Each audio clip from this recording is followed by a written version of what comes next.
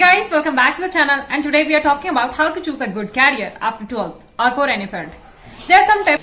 First one is find your interest, make a decision taking timeline, taking advice with your senior youngers, coming to the conclusion point, and last one is that ask your career related doubt with the Career 360 app. So let's begin.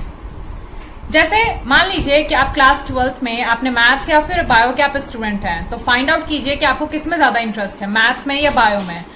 उन दोनों में से comparison कीजिए कि आपको दोनों के negative और पॉजिटिव पॉइंट को निकालिए. सबसे पहले आप नेगेटिव पॉइंट को निकालिए, आफ्टर दैट आप पॉजिटिव पॉइंट को निकालिए, जिससे कि आपको पता चल सके कि मेरे को किस में ज्यादा इंटरेस्ट है. उसी के आधार पर अपना आगे प्रोसीड कीजिए. ये सब मेरे खुद के टिप्स है जो मैंने यूज किया था अपने कैरियर चूज करने में. Suppose your interest more bend toward the bio. Now second thing what we have to do, just fix a particular timeline. That means जैसे मैंने अपने समय में 1 मंथ लिया था अपना डिसीजन चूज करने में. वो बहुत ही सस्पिशियस समय था और पेरेंट्स भी बहुत जिज्ञासु होते हैं, जानना चाहते हैं कि एक्चुअली में मेरा बच्चा क्या करेगा. तो इसलिए बहुत ही मुश्किल समय होता है वो समय जिसमें हम अपना पर्टिकुलर कैरियर को चूज करते हैं. आप एक डिसीजन टेकिंग टाइमलाइन बनाइए जिससे कि जिस समय तक आप अपना पूरा डिसीजन ले सकें. उस बीच में अगर कोई आपको एडवाइस दे रहा है तो उसकी एडवाइस जरूर लीजिए, बट आप उसके मतलब कंक्लूजन पॉइंट पे मत आइए. लेट्स सपोज आपने 15 दिन लिए हैं अपना डिसीजन लेने के लिए, तो उस बीच में आपको क्या क्या करना चाहिए. सबसे पहले आप खुद के बारे में रिसर्च कीजिए कि एक्चुअल में मुझे किस चीज में ज्यादा इंटरेस्ट है, मैं क्या करना चाहता हूं, आगे मैं उस चीज को प्रोसीड कर पाऊंगा या नहीं कर पाऊंगा.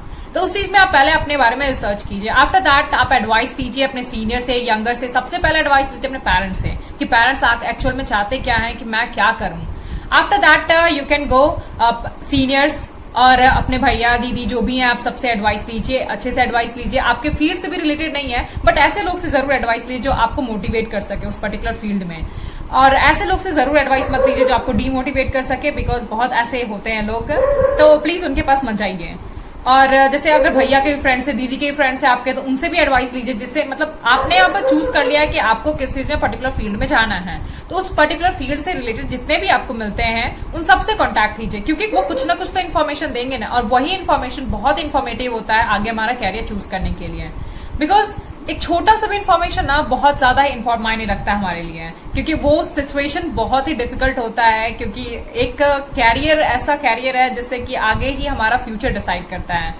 आपको किसी भी सीनियर से एडवाइस लेने से पहले आपको पूरा फिक्स कर लेना है कि इस पर्टिकुलर फील्ड में ही मुझे जाना है, उसके बाद ही आप एडवाइस लीजिएगा. अब आप जैसे आप उसके कॉलेज को सर्च कीजिए कि उस पर्टिकुलर फील्ड से रिलेटेड कौन कौन से कॉलेजेस हैं, उसके फी कितना है, उसका पूरा कोर्स का ड्यूरेशन कितना है, वो सब कुछ आप फाइंड आउट कीजिए. कोर्स में जैसे आप जब उसके ऑफिशियल वेबसाइट पे जाते हैं तो ऑफिशियल वेबसाइट पे उसका ईमेल आईडी आपको अवेलेबल होता है, कॉन्टैक्ट नंबर अवेलेबल होता है, उन सबसे भी आप कॉन्टैक्ट कर सके जानकारी ले सकते हैं आप.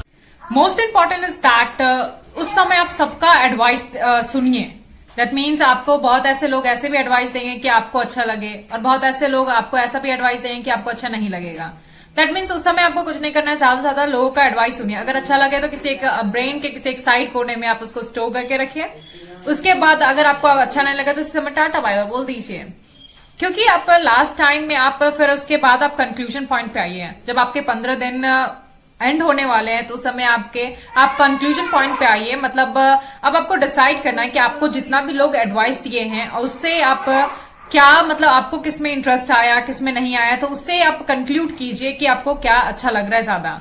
तो कंक्लूजन पॉइंट पे आइए. कंक्लूजन पॉइंट पे आने के बाद आप अपना डिसीजन अपना फाइनली ले लीजिए. उस समय मैं क्या करती थी अपना डिसीजन लेने के लिए, क्योंकि लोगों ने तो बहुत अच्छा अच्छा एडवाइस दिया था और बहुत अच्छा भी लगा था, ऐसा लगता था सब कुछ कर लो, बट ऐसा नहीं हो सकता. हम किसी एक पर्टिकुलर चीज पे फोकस कर सकते हैं.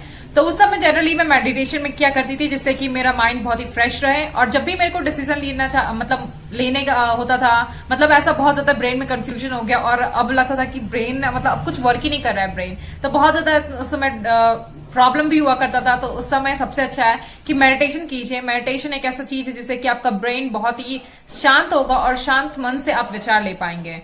तो मैंने भी मॉर्निंग के समय में हमेशा मेडिटेशन क्या करती थी, उसी समय मैं हमेशा जो भी मेरे को लगता कि मतलब मुझे ये करना चाहिए कि नहीं करना चाहिए, तो मैं दोनों को कंक्लूड क्या करती थी. मैं आपको बताना चाहती हूँ, जब आपने डिसीजन लेने के लिए एक टाइमलाइन फिक्स किया है, उस बीच में अगर आपसे कोई पूछे कि एक्चुअल में आप करना क्या चाहते हैं और आपने क्या सोचा है, तो उस बीच में आप अपना कोई भी राय मत दीजिएगा, बिकॉज उसमें आप कुछ भी मतलब कुछ भी बोल के आप बात टाल दीजिएगा, बिकॉज इससे क्या होगा, अगर आपने तो अभी तक कोई डिसीजन लिया नहीं है और आपका डिसीजन अभी फ्लक्चुएट करने वाला है, तो उस बीच में आप अगर कोई भी डिसीजन बता दीजिएगा अपना, तो बाद में आप ही को लगेगा कि मैंने तो इसे ये बताया था और मैं ये कर रहा हूं। तो एक्चुअल में ऐसा मत कीजिएगा। आप सबसे पहले कंक्लूजन पॉइंट पे आइए, उसके बाद ही आपसे कोई पूछे कि एक्चुअल में आपको क्या करना है, तभी आप डिसीजन बताइएगा। आप हमेशा सुविधाजनक के स्टडी को ऑप्ट कीजिए। जैसे आपको कंफ्यूजन है, आपको बीएससी बायोटेक्नोलॉजी करना है या फिर आपको फार्मा करना है, बी फार्मा, तो इन दोनों में आपको कंफ्यूजन है, तो आप कैसे कंक्लूड कीजिए कि मुझे इसमें जाना चाहिए, इसमें जाना चाहिए। मैं आपको एग्जांपल के तौर पे बताती हूँ। लेट्स सपोज जैसे बी फार्मा है और बायोटेक्नोलॉजी है, तो बी फार्मा में आपको क्या है कि बी फार्मा टोटली केमिस्ट्री से रिलेटेड है और मेरा जैसे इंटरेस्ट है, तो मुझे केमिस्ट्री में बिल्कुल ज्यादा इंटरेस्ट नहीं है। और जैसे बायोटेक्नोलॉजी है, तो बायोटेक्नोलॉजी केमिस्ट्री में उतना केमिस्ट्री उसमें ज्यादा इंक्लूड नहीं है और उसमें बायोलॉजी का इन्वॉल्वमेंट ज्यादा है। और बी फार्मा 4 साल का कम से कम कोर्स हो जाता है, तो मुझे टाइम ड्यूरेशन भी ज्यादा नहीं चाहिए, तो बी फार्मा में ज्यादा 4 साल लग जा रहा है। और बीएससी में थोड़ा ये 3 साल का हो जा रहा है कोर्स। और जैसे बी फार्मा के लिए मेरे लोकल एरिया में ऐसा कोई अच्छा गवर्नमेंट कॉलेज नहीं है, तो इसलिए बी फार्मा थोड़ा मेरे लिए अच्छा नहीं है। तो इससे पता चलता है कि मुझे बी फार्मा नहीं करना चाहिए और बीएससी बायोटेक्नोलॉजी करना चाहिए, तो इसलिए BSc biotechnology is best for me. ऐसे ही आप अपना कंक्लूजन निकाल सकते हैं नेगेटिव और पॉजिटिव पॉइंट फाइंड आउट करके। Now last one is that career 360 app. Career 360 app में क्या है कि जैसे कैरियर 360 ऐप में आप कैरियर से रिलेटेड बहुत सारे डाउट पूछ सकते हैं।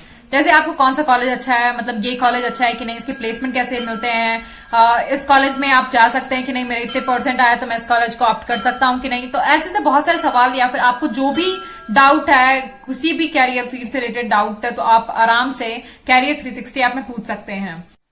अगर आपको ऐसी वीडियो चाहिए तो मेरी वीडियो को please like, share and subscribe कीजिए, जिससे कि आपको लेटेस्ट इन्फॉर्मेशन मिल सके।